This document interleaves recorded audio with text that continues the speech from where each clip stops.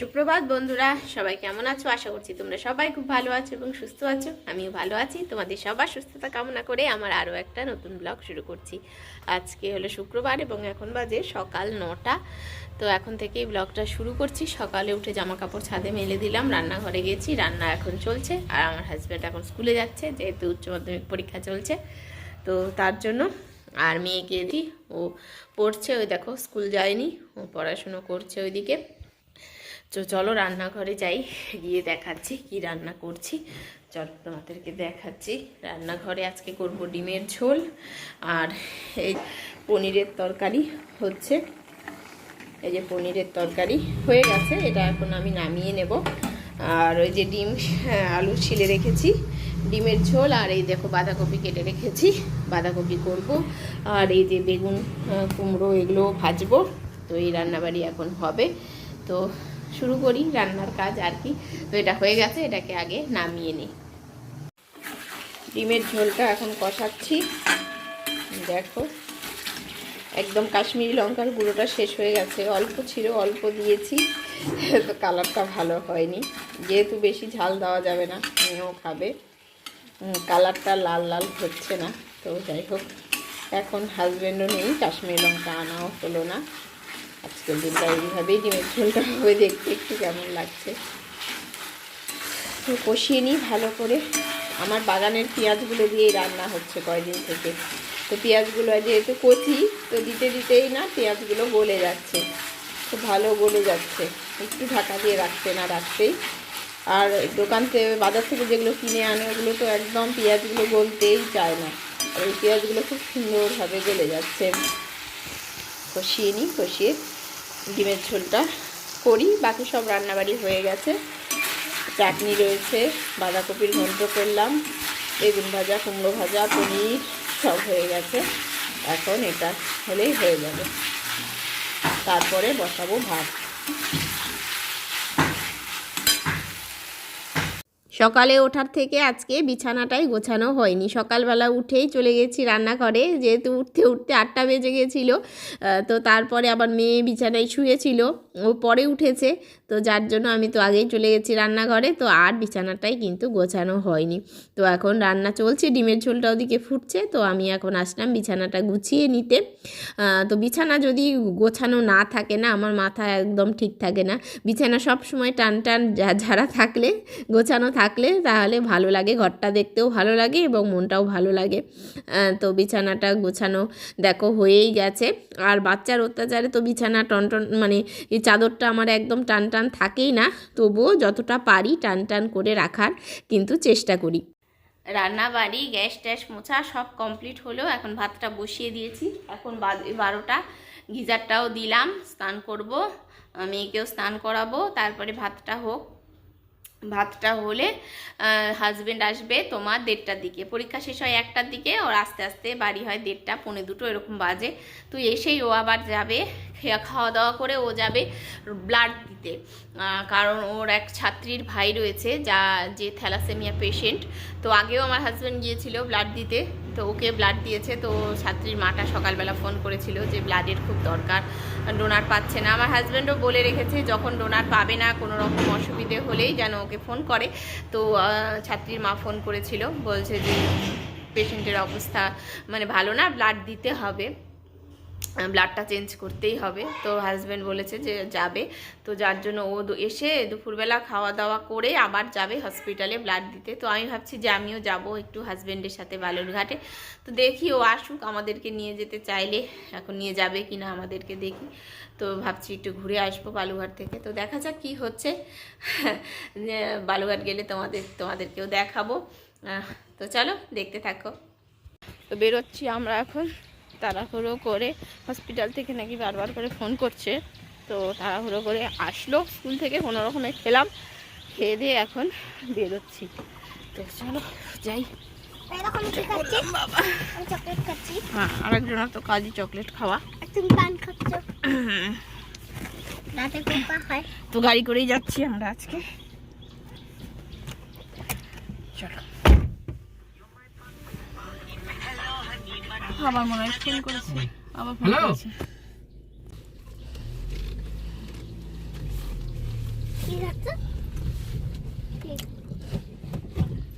কিছু খাইনি বাবা। ভাত খেয়েছি না তাই জিজ্ঞেস করতে। ভাত খেয়েছেন তাই বললো।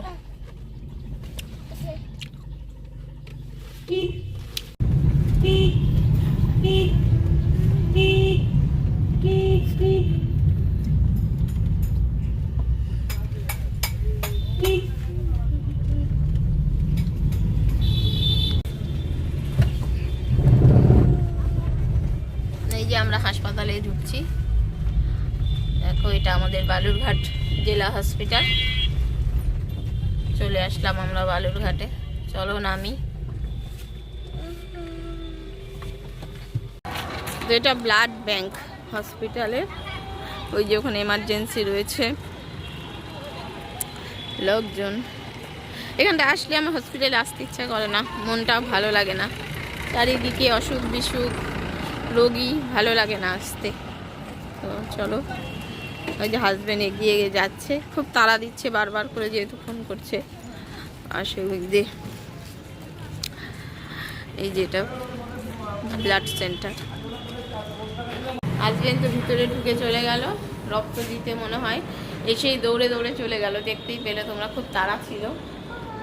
তো বেশি দেরি হয়ে গেলে আবার বাচ্চাটাকে রক্তটা দেবে না, যেহেতু অনেকটা দেরি হয়ে গেছে। তো ভিতরে তো আর ভিডিও করা যাবে না, আমি বাইরে আসলাম, বাইরে এসে এখন একটু বসে থাকি আমরা। মেয়ের তো আবার ঘুম ঘুম পেয়ে গেছিলো, তো ঘুমায় নাকি দেখি, চলো বাইরেটা ঘুরে ঘুরে দেখি।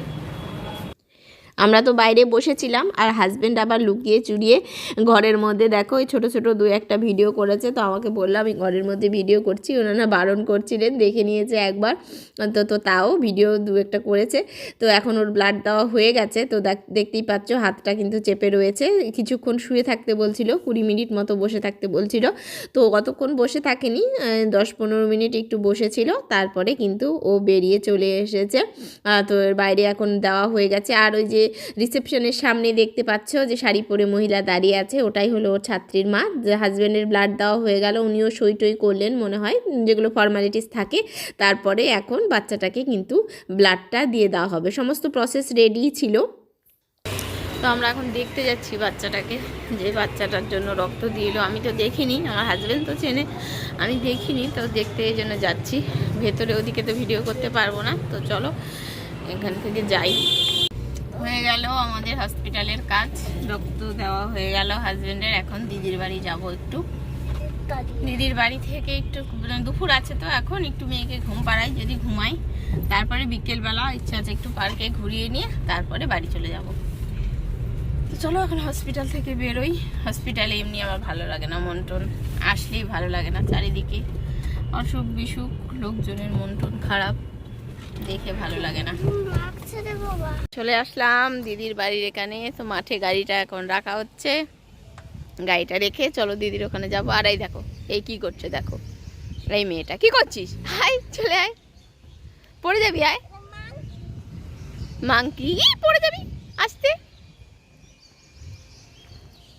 চলো তাহলে যাই। তো এখন শুয়ে পড়েছি, বাড়িতে ঢুকে ঢুকে একটু রেস্ট নিই, সারাদিন তো শোয়া বসা হয়নি সকালে উঠের থেকে। তো এখন 3টে বেজে গেছে, এখন 3টে বাজে, তো দেখি মেয়ে ঘুমায় নাকি, তো একটু শুয়ে থাকি।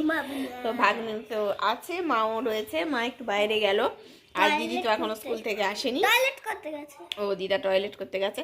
তো দিদি স্কুল থেকে আসলে তারপরে একটু দেখা করে তো আমরা বেরিয়ে চলে যাব। তো মেয়েকে এখন একটু ঘুম পাড়াই, তো পরে বিকেলে আবার দেখা হচ্ছে। আমরা এখন যাব স্মার্ট বাজার। এই যে একজন সোয়েটার পরিয়ে দিলাম, কেবল দুষ্টু মেয়েটাকে, দুষ্টু মেয়ে। এই যে আর একজন পেশেন্ট, এখন পেশেন্ট নেই, এখন পেশেন্ট ভালো হয়ে গেছে এখন।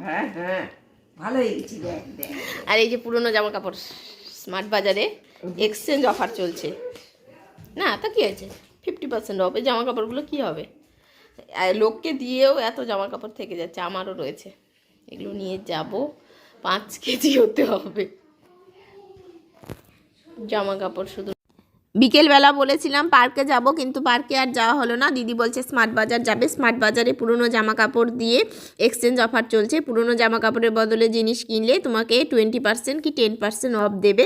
তো আমরা এখন যাচ্ছি, আর মেয়ে স্মার্ট বাজার যেতে তো খুবই পছন্দ করে। তো এই দেখো হাজব্যান্ড 2 ব্যাগ জামা কাপড়, এগুলো দিদির সমস্ত দিদির জামাইবাবুর মানে বাড়ির পুরনো জামা কাপড় নিয়ে। তো আমরা এখন চলে আসলাম স্মার্ট বাজারে। এগুলো এখন ওজন করা হবে, ওজন করে কত কেজি হয় সেই হিসাবে আমাদেরকে কিন্তু কুপন দেবে, কুপন দিয়ে সেই হিসাবে ডিসকাউন্ট হবে।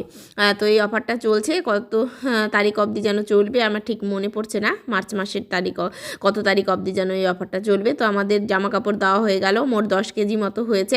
তো তার জন্য আমাদেরকে 10টা কুপন দিয়ে দিয়েছে। তো দেখো জামা কাপড়গুলো ওজন করে এখন এর মধ্যে ঢেলে রেখে দিচ্ছে। তো আমরা এখন যাব, গিয়ে শপিং করব। এটা মানে তোমার কুপনগুলো রেখে দিতে পারো যতদিন অবধি মানে সময়টা, তো সময়ের মধ্যে কুপনটা ইউজ করলেই হবে। তো আমরা এখন আসলাম ভেতরে। তো একটা টুকিটাকি যা যা জিনিসপত্র দিদিও নেবে, আমিও কিছু কিছু কিনবো, কিনে কিন্তু আমরা এখান থেকে বেরিয়ে চলে যাব। এই তো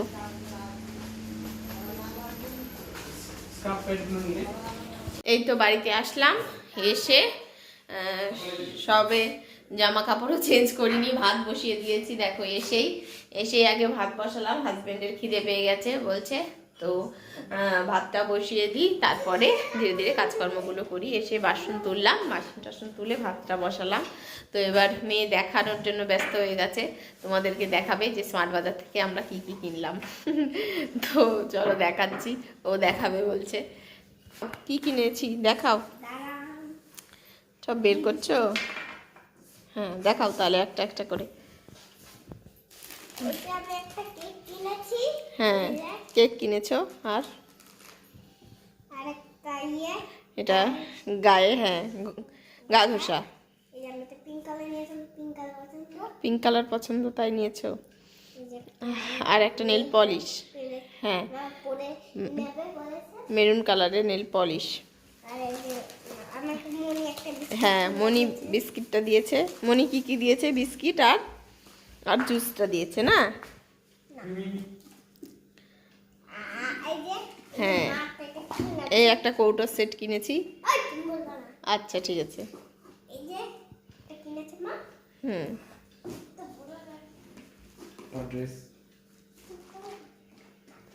এই যে আমার একটা ড্রেস প্যান্ট কিনেছি, আর এর সঙ্গে একটা ড্রেস কিনেছি।